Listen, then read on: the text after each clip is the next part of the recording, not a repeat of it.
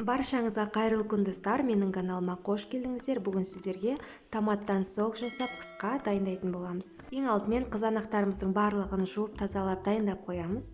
Және соковыжималкадан өткізетін боламыз. Кішкентай қылып тураудың қажеті жоқ, 2-3 талдан салып отырамыз.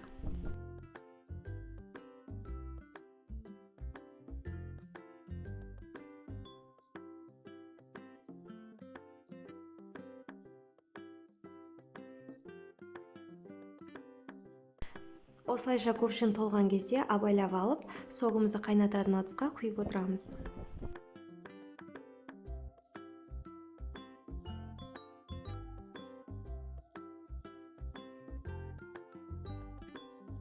Неке достар, соковыжималкадан қызанақтарымызды өткізген кезде ковшинға согы құйылады, ал артындағы ыдысына отходтары жиналады. Осы отходтардан кобра жасайтын боламыз. Қызыл бұрыш және сарымсақты мясорубкадан өткізіп барлығын араластырамыз. Үстіне аздап аспирин қосып дайындаймыз.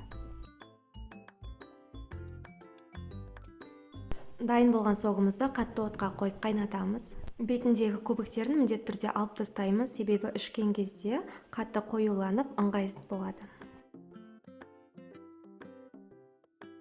Согымыз қайнағаннан кейін баяу отта тағы да 10 минуттай ұстаймын.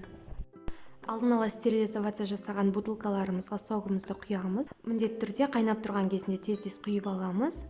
Абайлаңыз, қатты ыстық болғандықтан қолыңызды күйдіріп алуыңыз мүмкін.